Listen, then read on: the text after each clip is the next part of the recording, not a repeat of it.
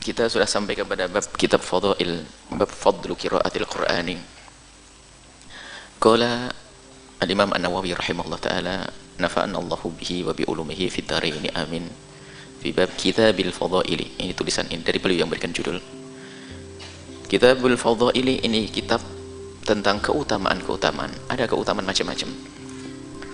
Bab fadli qiraatil Qur'ani, bab tentang keutamaan membaca Al-Qur'an. An Abi Umamah radhiyallahu ta'ala anhu, diriwayatkan dari Abi Umamah, semoga Allah senantiasa memberikan keridhaan kepada beliau. Qala, beliau berkata, Sami'tu Rasulullah yaqul, Sami'tu Rasulullah sallallahu alaihi wasallam yaqul, aku mendengar baginda Nabi Muhammad sallallahu alaihi wasallam bersabda, Iqra'ul Qur'ana, bacalah oleh kalian Al-Qur'an. Bacalah Al-Qur'an. Fa innahu, sesungguhnya, ya'ti yaumal qiyamati syafi'an li ashabihi. Al-Quran itu nanti akan datang menjadi di hari kiamat itu pemberi pertolongan kepada mereka yang membaca Al-Quran. Yang membaca Al-Quran nanti akan tertolong. Ini penting sekali. Maka untuk bisa membaca Al-Quran harus belajar membaca Al-Quran. Di saat itu memang tidak ada lagi pertolongan kecuali pertolongan sesuatu yang memang sudah disebutkan oleh Allah.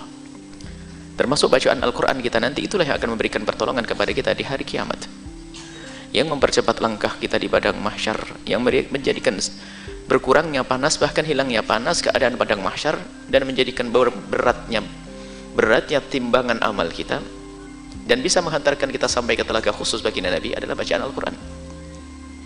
Maka perbanyaklah membaca Al-Quran, dan jangan lewat hari kecuali Al-Quran sudah kita baca. Seberapapun yang kita baca, apakah 1 ayat, 2 ayat, 3 ayat, apalagi bisa sampai 1 lembar, 2 lembar, apalagi 1 juz. Alangkah banyaknya orang yang setiap hari tidak pernah lepas dia membaca korannya atau majalahnya, apalagi akhir zaman ini membaca WA-nya. Allah. Tapi kenapa Al-Quran ditinggalkan? Kenapa Al-Quran ditinggalkan? Itu godaan. Memang begitulah setan menggoda dengan halus. Kayaknya harus berjanji deh semuanya, sebelum aku baca WA aku harus baca Al-Quran 1 lembar deh gitu. Jangan dibuka dulu HP-nya sebelum saya baca Al-Quran, karena ini godaan besar. Apalagi kalau sudah punya 16 grup, satu grup itu ada 16 pesan, itu satu pesan itu 2 menit kali ke 16, setengah jam satu grup. Grup yang kedua, Masya Allah, hebat. Setan dahsyat menggoda. Al-Quran sudah tidak ada di hati, Al-Quran tidak menjadi kesenangan lagi di dalam membacanya. Indahnya membaca Al-Quran, faham tidak faham kita mendapatkan pahala. Berbeda dengan kalimat-kalimat yang lain, kalau tidak faham tidak ada faedahnya. Tapi Al-Quran bagi siapapun yang tidak faham artinya pun mendapatkan pahala. Dan pahala membaca Al-Quran tidak seperti pahala membaca apapun. Sadar insyaAllah ya. Sadar, WA-nya dikurangi. Sebelum tidur, setelah bangun tidur, artinya kita harus punya waktu khusus untuk Al-Quran. Wa an Nawas ibn Sam'an, dari Sayyidina Nawas ibn Sam'an radhiyallahu ta'ala anhu, qala, beliau berkata, Sami'tu Rasulullah, aku mendengar Rasulullah sallallahu alaihi wasallam bersabda, yaqulu, bersabda, yu'ta yaumal qiyamati bil Qur'ani wa ahlihi. Nanti didatangkan di hari kiamat ahli-ahli Quran dengan bacaan Al-Qur'annya, yang tidak lain adalah pahala-pahalanya. Bacaan Al-Qur'annya akan didatangkan, yaitu alladzina kanu ya'maluna bihi fid dunya, yang mereka lakukan dari bacaan-bacaan mereka yang mengamalkan Al-Quran, yang membaca Al-Quran di dunia. Taqdumu suratul Baqarati, surat Baqarah datang. Jangan bertanya seperti apa. Al-Quran adalah kalamullah. Seperti kalau dikatakan Allah datang, jangan bertanya, karena kalamullah, Al-Quran di kalamullah, qadimun, azaliyun, qaimun bidatihi ta'ala, yang malfudun. Kalam Allah, Al-Quran adalah kalam Allah yang maha dahulu, dan tidak permulaan. Yang namanya kalam Allah tanpa suara, tanpa kata-kata, tidak ada yang mana dahulu mana yang belakang. Akan tapi kalamullah itu maktubun, tertulis fis sutur, di lembaran-lembaran mushaf ini. Mahfudun fis sudur, dihafal oleh hatinya manusia. Wal malfudun bil alsun, terucap. Jadi yang kita ucapkan bismillah ini kalamullah, tapi kalamullah itu adalah sifatun qadimatun qaimatun bidati ta'ala. Sifat yang ada pada Allah yang ditulis sini, ditulis. Tapi kalamullah kita kembalikan adalah sifat Allah, qadimah, dahulu dan dahulu. Kita tidak bicara tentang cetakan Al-Quran ini, kita bicara tentang kalamullah. Ini sedikit masalah akidah, bahwasanya kalam ini, kalamullah, makna kalamullah mungkin membuat untuk mempermudah pemahaman begini saja. Suatu ketika mungkin kita mendengar satu perkataan dari seorang Kata mungkin apakah hadis saja, misalnya innamal a'malu binniyat, ini omongan siapa? Rasulullah, omongan Rasulullah, tapi yang mengucapkan lisan saya. Dikembalikan kepada asal pembicaraan ini. Cuman kita bicara kalau innamal a'malu binniyat adalah kalam yang terdiri dari suara dan huruf, ini diucapkan Nabi. Kalau kalamullah tidak, tapi bisa diucapkan oleh lisan, itu kalam Allah. Baik, kemudian akan datang, adapun datangnya jangan bertanya laisa kamitslihi syai'un, yang jelas nanti akan datang dan ahli Al-Quran, datang surat Al-Baqarah, datang wa Al Imran, surat Imran, tahujjani, akan membela di saat dalam hisab Al-Quran tersebut datang untuk meringankan hisabnya. Kalau begini loh pembela deh, kalau dalam sebuah hukum apa namanya, dalam kalau punya masalah yang harus ada hubungannya dengan pengadilan dan sebagainya, pembela itu yang membela. Jadi kalau kita mau dipojokkan nanti membela ini. Begitu juga nanti di akhirat, di saat ada hisab, di saat hal-hal yang memberatkan, di sana Al-Quran datang akan membela. Ala sahibi an sahibihi, membela orang yang sering membacanya dahulu. Rawahu Muslim, hadis diriwayatkan oleh Muslim. Wa an Utsman bin Affan, diriwayatkan dari Sayyidina Utsman bin Affan radhiyallahu taala anhu, qala, beliau berkata, qala Rasulullah sallallahu alaihi wasallam, Rasulullah bersabda, khairukum man ta'allama al-Qur'ana wa 'allamah. Sebaik-baik kalian adalah yang belajar Al-Qur'an kemudian mengajarkan orang lain Al-Qur'an. Bagaimana tidak sebaik-baik? Mengajarkan kalamullah. Sebaik-baik kalam adalah kalamullah, dan di dalam Al-Qur'an adalah sumber segala ilmu. Segala ilmu ada di dalam Al-Qur'an. Maka mengajarkan Al-Qur'an ini keutamaannya besar. Sebaik-baik, yang mengatakan sebaik-baik adalah baginda Nabi SAW. Khairukum, sebaik-baik kalian adalah man ta'allama al-Qur'an, belajar dulu Al-Qur'an. Adapun penjabaran belajar Al-Qur'an nanti ada dua, belajar mengucapkan lafadznya, itu termasuk belajar. Kemudian yang kedua adalah belajar memahami isinya, makna tadabbur. Ada orang yang langsung mengambil dua, belajar membacanya, kemudian belajar memahaminya. Ada orang yang hanya belajar membacanya saja.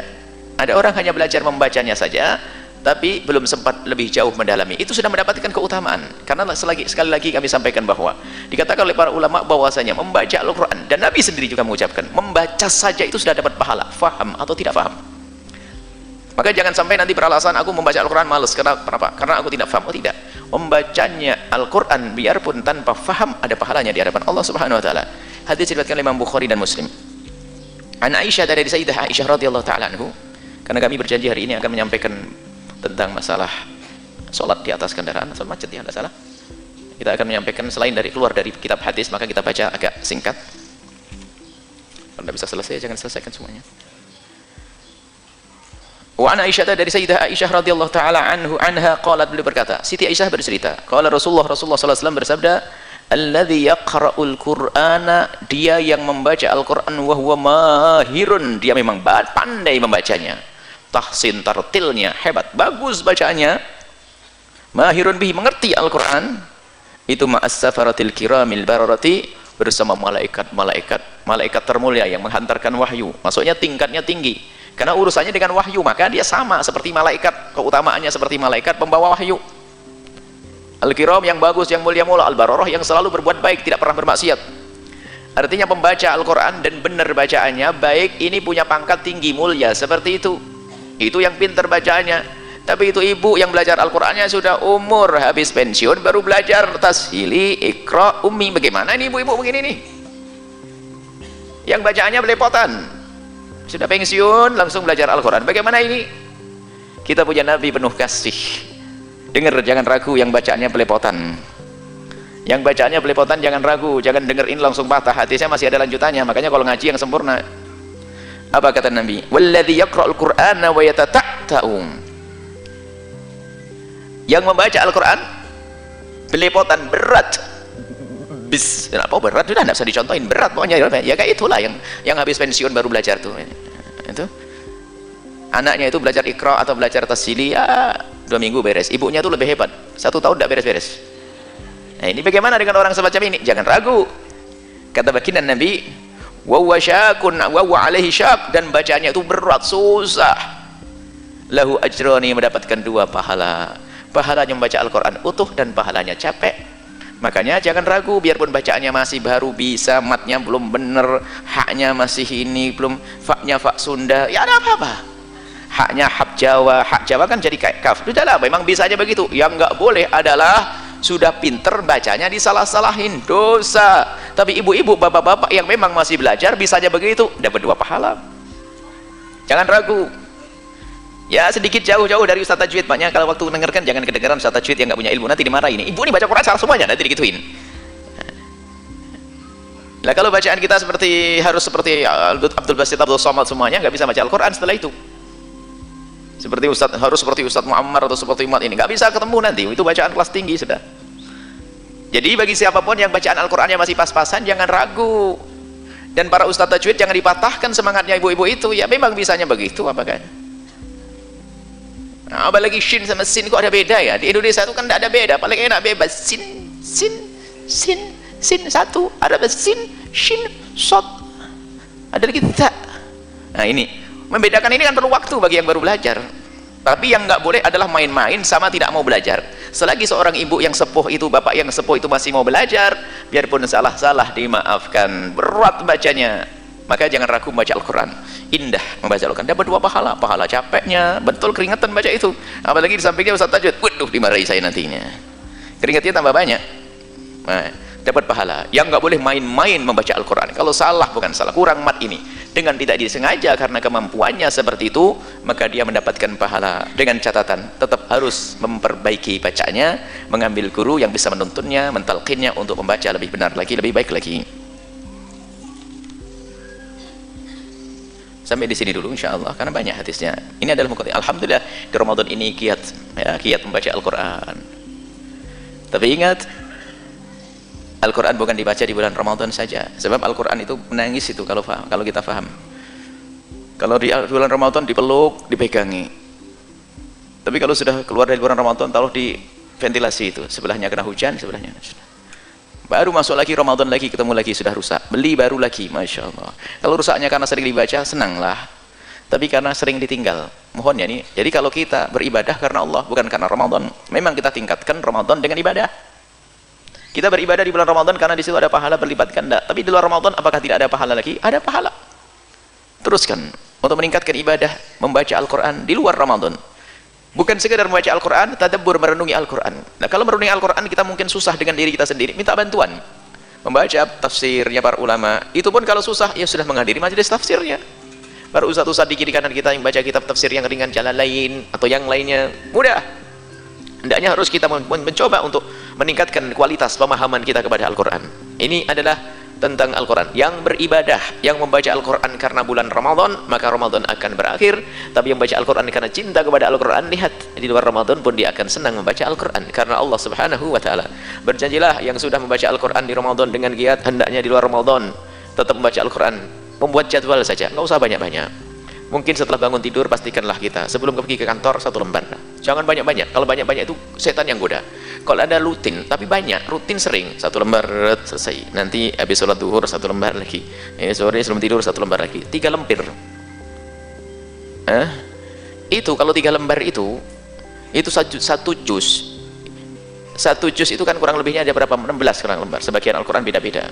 Berarti seminggu sudah dapat 1 juz. Kali kan seminggu kali 30. 30 minggu sudah. 30 minggu itu sudah ada 1 tahun kan? Bisa ngitung atau tidak ini? Sebulan kan 4 kali 12 berapa? Oh lebih, 1 juz, 1 Quran setengah, 1 tahun. Tapi rutin. Yang ke bulan haid ya dikodok lah nanti. Biasanya 1 lembar, setengah lembar, 1 halaman menjadi 2 halaman. Membiasakan dengan istiqomah itu menjadikan enak, indah. Ada orang baca Al-Quran, khatam, besok nggak baca Al-Quran. Ada orang begitu, itu setan yang ngajari. Setan itu ngajari jenuh. Jadi dibikin capek dulu, baru setelah itu kata setan misalnya, semangat baca Al-Quran 10 juz langsung, capek. Besok baca Al-Quran lagi, kata setan, mau ngapain kamu? Baca Quran. Setan, baca Quran capek enggak kemarin? Iya sih capek banget. Sudahlah ngapain? Itu kata setan. Tapi kalau kita sedikit demi sedikit dia siasati, setan menggoda nggak bisa. Capek ya kamu? Enggak. Itu setan yang lari itu. Jadi ada ibadah pun juga begitu. Suatu ketika ada pada zaman Nabi ada 1 orang ibadahnya semalam suntuk tuh hebat, besoknya nggak sholat lagi. Ya Abdullah, jangan kau seperti dia. Hari ini dia rajin sholat, besoknya nggak lagi. Karena setan mengajari kita lagi semangat sholat malam. Masya Allah, sholat malam langsung 200 rakaat. Wah hebat katanya. Tak taunya besok mau bangun lagi, ingat 200 rakaat kakinya gemeteran. Kata setan, capek kan? Iya setan. Dia sudah tidur lagi. Terima kasih diingatkan setan. Saya tidur. Tapi kalau dia siasati kita, enggak. Maka istiqomah itu penting. Sedikit itu sedikit, tapi istiqomah jadi banyak. Tapi setan bisa menggoda, kadang kita beribadah banyak tapi tidak istiqomah. Baik.